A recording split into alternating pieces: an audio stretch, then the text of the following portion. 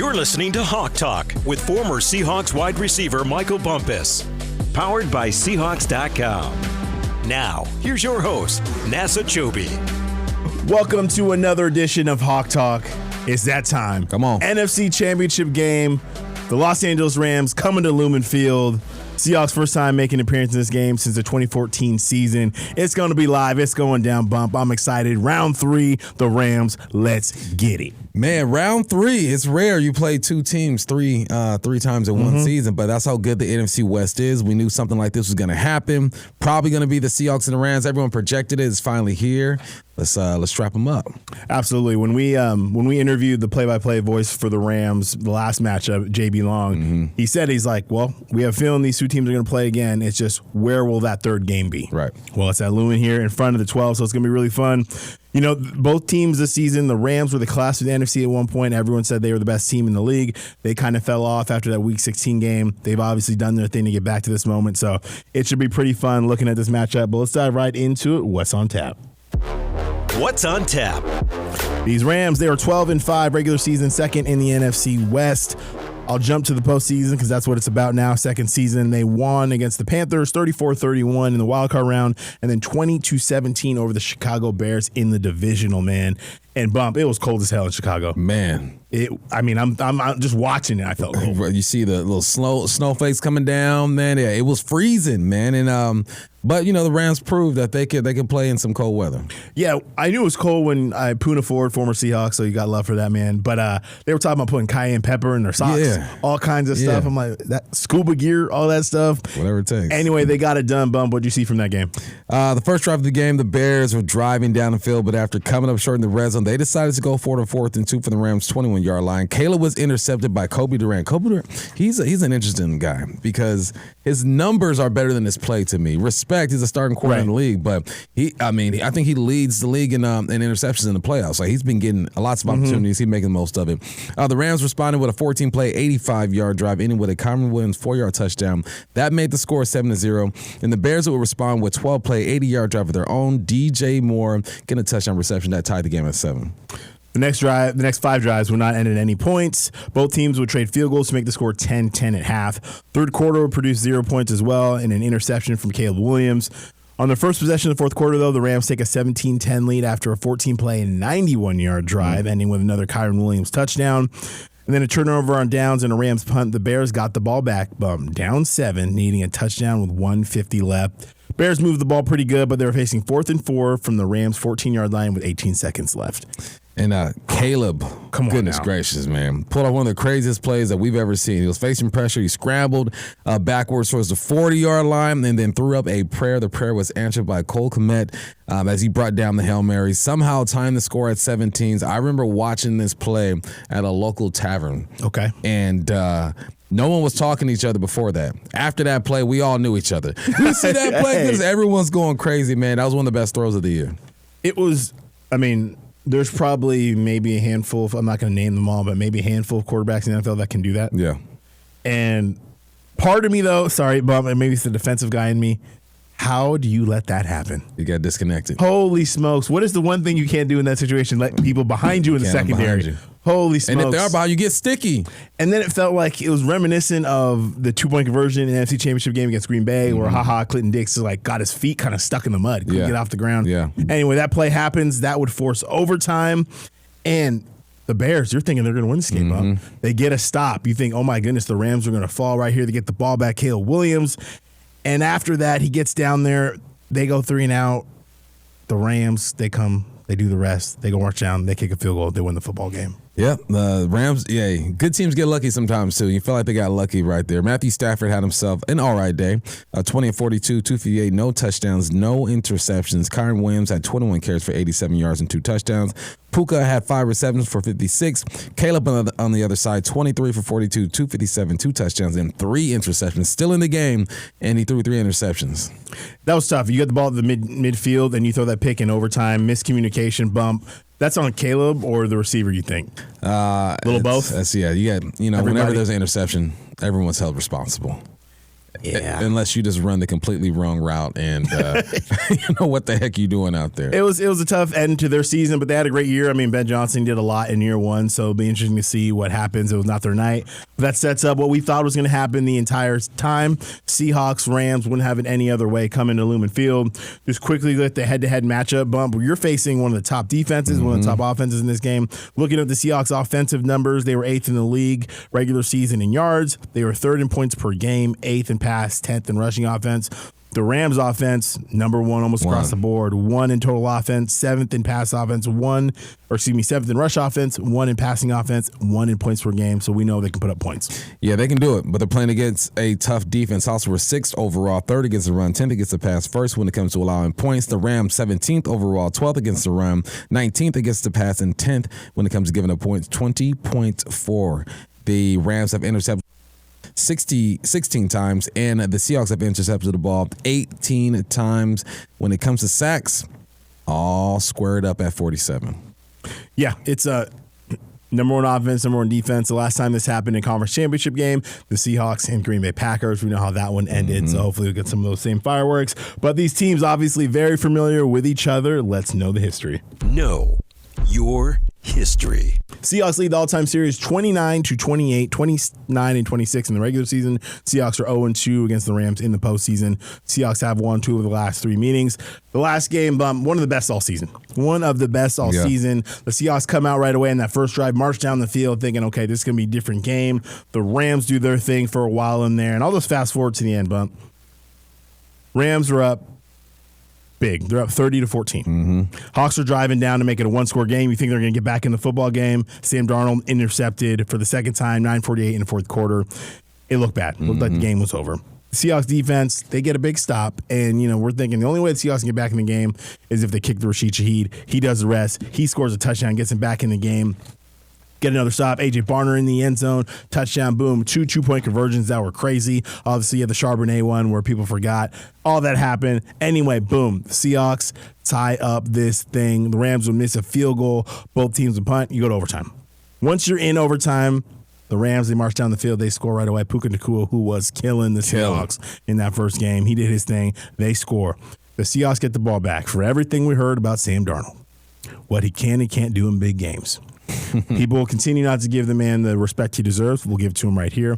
You had to go down. You had to score a touchdown. You had to go for 2 if you do score a touchdown, because a tie would have done nothing at that point. The Seahawks needed to pass the Rams in the standings to get to where they are today. That's exactly what they did. Darnold hooks up with JSN in the back of the end zone. Touchdown, then hooks up with Eric Saubert for the 2-point conversion to win the football game. Seahawks win 38-37. The Seahawks improved to 6-2 at home. Last year they were 3-6. So you could just start at that moment. You go, okay, now they're here. And quite frankly, the Seahawks have not lost a game since they lost to the Rams in Week 11. So things have been rolling since that moment. Round 3 is going to be fun, Bump. One thing to note, we'll see if this changes on Sunday. It's going to change. Sean McVay, 3-0 in the playoffs against NFC West opponents. That included beating the Seahawks here at Lumen Field. That one, it doesn't really count. No fans are here. I'm not going to talk about that game because I still... Anyway, but it's a new time, new year. I'm excited for it. Round 3, let's get it. But quickly, we're going to take a trip around the NFC West. What's the word?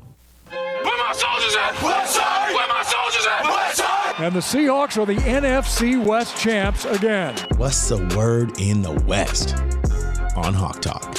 Honestly, y'all already know what the word is. Seahawks run the division 14-3. Rams 12-5. Niners are out last week. Goodbye, pack your bags. They were 12-5. And the Cardinals at the bottom. The best division in football has one more chapter. But first, a couple of quick notes on how good this division has been. The 49ers, the Rams, and the Seahawks were 40-7 versus everyone else this year. The NFC West joined the 2022 NFC East in the 1997 NFL Central. That's weird. Yeah. In the 1992 NFL East as the only division with 3 teams in the divisional round of the playoffs. And in the playoffs, the NFC West has 4 wins. The other NFC divisions have 1. Now there's 2. 2 to go, baby. You already talked about the Rams and the Bears, the 49ers and Seahawks. You know how that went down, man. Do we need to relive that? 41-6. You know the deal. Beat down. The Cardinals have been chilling for a while. They're at the house, so we don't need to talk about them. The fastest, what's the word in the West we've ever done? That means there's not much to talk about. There's not much to talk about. The 49ers, insult to injury, they lose Saleh. I think Saleh's a great coach. He spent some time in Seattle, went back to San Francisco to get things figured out defensively, and he's going to Tennessee. So we'll see. The Cardinals, they still don't have a head coach, but they're in off-season mode. We're not in off-season mode. We're focused on the Los Angeles Rams. Man up. Hey, who you got? Who you got? You know what time it is. Man up. Man up, brother. Man up. Man up on Hawk Talk. We start where we always do. Start with the quarterbacks. Matthew Stafford. Probably the league's MVP this year, Bump. I'd be shocked if someone else won it. Looking at the people that are up for that award. 30-77, the best season, or one of the best seasons of his career. Been in the league 17 seasons in the OG of the game. But he led the league in passing yards. He led the league in passing touchdowns. He led the league in yards per game. Second in pass rating. First in touchdown percentage. First in passing touchdowns. Set an NFL record. 3 straight games with at least 4 touchdown passes. No interceptions. 1 or 2 quarterbacks NFL hit. Blah, blah, blah, blah, blah, blah, blah. A lot of it. A lot. Here's the one that I really take note of, though, in terms of the regular season. Very deadly against the blitz. Stafford threw a league-high 32 touchdowns and just 1 interception against the blitz this season, including 24 touchdowns without an interception across 53 red zone passes, and twice as many as his next closest quarterback, Caleb Williams, had 17, and 3 more than the 29 touchdowns Stafford threw against the blitz across his 4 seasons. So 4 years before this year, he only had 29. So he is doing his thing against the blitz. It's kind of one of those things, if you decide to bring it, you better get home. You better get home, and you better not blitz from the same side as Puka Nacua and ask your safety to cover him from 17 yards of depth. Yeah. That's my opinion. My opinion only. Yeah. That's regular season. Playoffs, when he's pressured, those playoff numbers are a bit different. Lowest rating in the NFL in the playoffs when he is pressured. So what's going to be your Who's approach? Who's going to show up? You know? Yeah. But nonetheless, dude's a baller, having himself a great year. All right, let's talk about our quarterback. Sam Darnold, 5th in the league in passing, 2nd in yards per attempt, 2nd in yards per completion, 25 touchdowns, 14 interceptions, tied for the most wins in consecutive seasons by QB in NFL history, tied with Tom Brady. He's a Pro Bowler this year. He has 9 game-winning drives. You know what? He hasn't performed the best when you look at the numbers against these guys. Yeah. First time playing against the Rams, 4 interceptions. Don't need to go there. Second time playing against the Rams, did have 2 interceptions, but 2 touchdowns, 270 yards. Divisional game, did exactly what he needed to do. 12 of 17, 124, 1 touchdown, 0 interceptions, QB rating of 110. So for me, Bump, sign me up for that exact stat line on Sunday. Because if that's his stat line, that means Ken Walker's got 100 yards. That means they're winning big. But it's all about Sam. We know what he can do. We've seen it. I think from a national perspective, all the conversation is, can he do it in a big game? He's already done it. Every game he's been playing in since that Ram game has been a big game. He has been doing it. I think he's proven it. He has another chance to prove it on Sunday and really silence some of the haters. I don't think he can fully silence them until he wins the Super Bowl. And even when he does that, people are still going to hate on him. Sam, we got your back. We know what you're doing. We know what you're capable of. Got you. Looking at another matchup in this series here, Kyron Williams against that Seahawks front 7. He had another good year in 2025, ran for 1,000 yards for 3rd straight season. Looking at the matchups against the Seahawks specifically, Week 11, he had 12 carries for 91 yards and a touchdown. Week 16, he had 23 carries for 70 yards and just 3 yards per carry. I remember bumping that Week 11 matchup. We were concerned that 100-yard streak was going to be in jeopardy because he had a couple big runs. I think he had a 34-yard run in that first half, was completely shut down in the second half. In the wildcard game against the Panthers, he was 13 carries, 57 yards. He had 18 yards and a touchdown receiving. And then divisional, 21 carries, 87 yards, 2 touchdowns. Now, he's doing his thing. I think he's someone who's good in pass protection. Blake Corum's another running back who's there. This is what the Seahawks do, though. They stop the run. They're going to have a test on Sunday. And even last time they played, when the Rams had all those yards, they weren't able to run the football. This is really clutch in the standpoint of Matthew Stafford's good enough as it is. You can't have a two-way go. He can't have the running game popping off while he's throwing the ball over the yard. So interesting matchup there, but I advantage Seahawks in my opinion. Yep, no, I agree 100%. Here's the tough matchup. I think the toughest one of the night is going to be Puka Nacua and Devontae Adams against our secondary. Look, this is probably the best duo that these guys have faced all year. Puka has been doing this thing. In his career, he has 313 receptions, 4,191 yards, and 19 touchdowns. This year, 129 receptions, 1,715 yards, and 10 touchdowns. First in receptions, first in yards per game, first in the NFL when it comes to first downs, second in yards, tied for 6th when it comes to touchdowns. Look, he's all pro. Unanimous selection, received 50 out of 50 first place votes. Nacua is it's Nacua's second time in 3 NFL seasons earning all pro honors. He's a beast, man. The first time we saw him, 7 receptions, 75 yards. Second time, 12 receptions, 225, and 2 touchdowns. Wild card game, he had 10 for $111 and a touchdown. Last game, 5 receptions for 56 yards. And Devontae, I mean, we don't even talk about who he is. You hear his name, and you've been watching football for the last 5 to 10 years. You know who he is. One of the best in the game. He led the NFL in touchdowns with 14 in 2025, and he missed some games. 60 receptions, 789 yards, 14 touchdowns. The first time we played him, 1 reception for 1 yard and a touchdown. Second time we played him, he did not play. Wild card, he had 5 for 72. Divisional, he had 2 for 24. He became the 18th player in NFL history to surpass 1,000 career postseason receiving yards.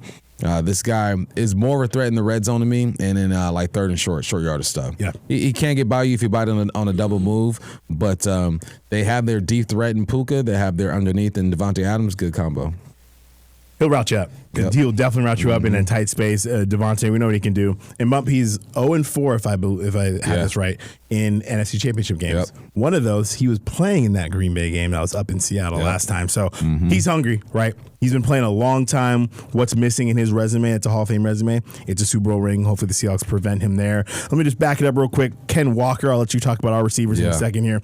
Ken Walker in this Rams defense. This is really, as big as that matchup is defensively for the Seahawks, on offense, the Seahawks, this is huge. Ken Walker has been killing the game this year, and specifically the last couple weeks. He went over 1,000 yards. We know that. The Seahawks as a team rushed for 160 yards in 4 straight games.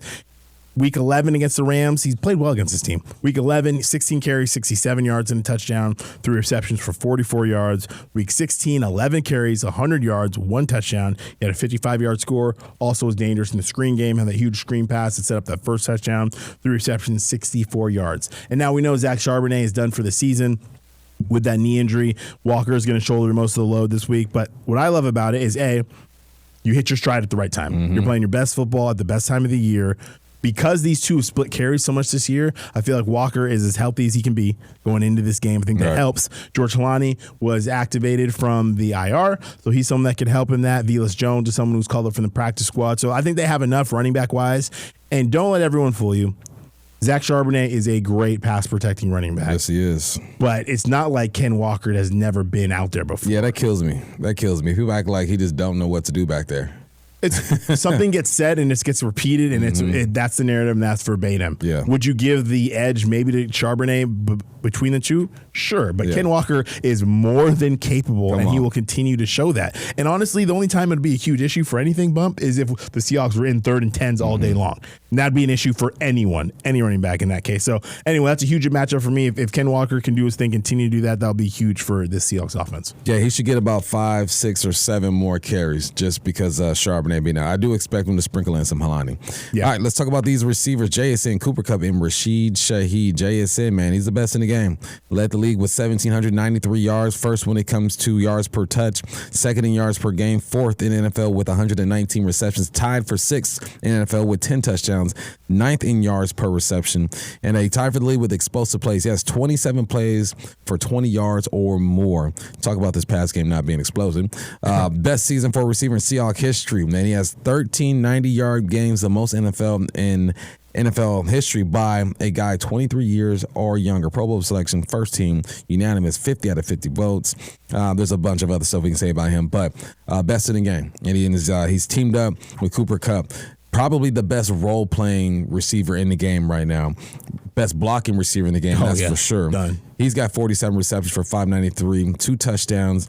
In 2 games against the Rams, he has 6 receptions and over 60 yards, but it's more about his impact, getting guys open, and blocking. Divisional game, he had 5 receptions for 60 yards. He was the leading receiver there. Yeah, no, I mean, you look at all of them and look at their production. JSN against these Rams, 9 receptions, 105, 8 receptions, 96, and a touchdown. He's been productive. Yep. They know what that can happen there, and these guys have done it. And then Rashid Shaheed, which I love what we're seeing from him, he is making a way. We still haven't seen that huge reception. I'm waiting to see that. It's coming. That big play in the pass game, almost had it that first time down in L.A., but obviously we know what he did last time. He blew up the Rams special teams unit after what he did there. So he's been making plays. So all these, they just got to challenge these DBs, Bump. They can't let them jump all the short stuff. They can't let them be in all these stick routes. They need to beat them over the top like they've done for a lot of this year. So looking to see that. And then we're looking at these guys on the front seven. Jared Verse, Byron Young, Kyobe Turner. There are some dogs. Let's be straight up. This is another really key matchup for the Seahawks offensive line. Jared Verse had a great year, 58 tackles, 7.5 sacks, 11 TFLs, 20 QB hits, 3 forced fumbles, made the Pro Bowl for the second straight year. In the games against Seattle, regular season, 7 tackles, half a sack, pass defend, a couple QB hits. He played really well last week, 3 tackles, 2 TFLs, 2 QB hits. Byron Young, okay, he is another guy that just had the best season of his career, 12 sacks, tied for 8th in the NFL. Against the Seahawks, 10 tackles, 2 QB hits across a couple games. Solid in the divisional. Kyobe Turner, though, Bump. Woo. He balled out against the Seahawks in the last game. After having just 1 tackle in Week 11, he had 3 tackles, 1.5 sacks, 1 TFL, 2 passes defended, 2 QB hits, and 1 interception in Week 16. He was a problem. And I think we've heard Gray Zabel talk a little bit about it. He, I think, being a little hard on himself, said he had those 2 worst games of the year against the Los Angeles Rams, and Turner was one of them that was giving him fits a little bit. So I'm really interested to watch 76 and him link up this week because we know what Gray's been able to do this year. But these guys can wreck the game if you allow it. So I'm really interested to see how the Seahawks can limit the pressures that they will be able to create. Yeah, they all got big pressure potential, man. They can impact the game outside the scorebox. Pressures are the hidden stats, right? You got to wait for these other entities to kind of give you the pressure numbers for you to really understand the impact that these guys have had. Quarterback hits, man, the most through 4 postseasons. Verse has 7. Kyobe Turner has 6. Ernest Jones has 5. Aaron Donald had 5 back in his day, and then Kevin Green had 4. Like, it's these 2 defensive lines are going to be fun to watch. It is going to be a battle. This is a game where I tell folks, look, don't follow the ball every snap. Go ahead and look at the big boys in the trenches and see who's winning the line of scrimmage. That's one of my favorite things to get to do from the radio booth when you're looking down on the field is I'll just look at a series and I'll just lock in on one of them. What are they doing today? Right. And then sometimes it pops off. And with the Seahawks defense, that's a fun activity because whether it's Jay Reed, Leonard Williams, Chenna, whoever you name it, they're probably making plays. The biggest game at Lumen Field in a long time, path to victory. We're going to tell you how the Seahawks get it done. At the 45, waits for the snap. Michael Dixon puts it down. That kick is away, and that kick is good! The Seahawks win! It's good! It's a path to victory on Hawk Talk. Why you play right here for games like this. When I think about an NFL offseason, a lot of people think about training camp. It's all year round. That's what the NFL is. Some say not for long. It's for all the time. Yep. The offseason work, the sprints, the squats, the routes, the recovery, the cold tubs, the meeting, the film room. This is all why you that do it. stuff right there for Championship Sunday. The Seahawks got that opportunity. They've earned the right. Decisive, relentless, shocking. Coach McDonald's talked about that all year. They are loose. They are focused. If you have watched the hype video that's out on all the Seahawks channels, Instagram, X, YouTube, I'm hyped, fired up right now. I've watched that probably 100,000 times just because McDonald's been consistent. He said, hey, let me take you back. This is where you're going to be. Right. That was April 4th, 2024. Long before anyone predicted any of this, he's had a consistent message from the jump. He's had a locker room, 70, not 53, that have been bought in all this year. I'm excited about it. They need to get after it. Let's get it. You got to start fast. Get things going. If they decide to kick to Rashid Shaheed, go ahead and take it to the house. But if you look at the numbers, I think the Rams usually kick into the end zone and say start on the 35. But if you slip up, 22 is going to get you. And you got to contain Stafford and Puka Nacua. They can't go crazy like they did week 16. They're going to make plays. We get that. But you can't have Stafford throwing for 450 plus and Puka going for 225. You got to put some pressure on these dudes. And like I said, Stafford has not done well with pressure in the playoffs. So Leo Murphy, D-Law, Chenna, D-Ho, Jay Reed, come on, get after him. Yeah, I'm really interested to see how that number flips and if the Seahawks can take advantage of that. And then take the ball away in the secondary. That's something you haven't been able to do against Stafford. 0 turnovers in the last 2 games against the Seahawks. 9 and 19 games. Obviously easier said than done, but I think you make a big play in the secondary, you have a really good chance of winning this game. And offensively, protect the football. All eyes are on 14. And he's ready for that moment. You know what I'm saying? I think all the haters that everyone wants to talk, I know they don't hear that stuff downstairs, but just for me personally, Bump, if we could see 14 ball out on that stage, I'm envisioning him trying to hold that George Halas trophy and just letting everybody know, like, this is what it's always been. So I'm rooting for that for Sam. All eyes are going to be on him. He needs to play well, and I think he's going to. Yep, and he plays well if you protect him, so make sure you do that. And feed Ken Walker, man. He needs 20 to 25 carries. Mix it up in the screen game. Keep him guessing. You got McVay against McDonald one more time. I wouldn't want it any other way.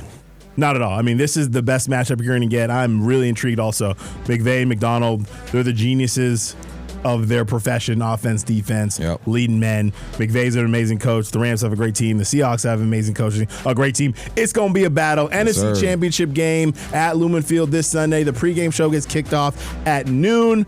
Lots of coverage. It's going to be real fun. He's Michael Bumpus. I'm Nasser Kyobe. Hopefully we'll be talking about the Super Bowl coming up, NFC Championship this weekend. This has been Hawk Talk.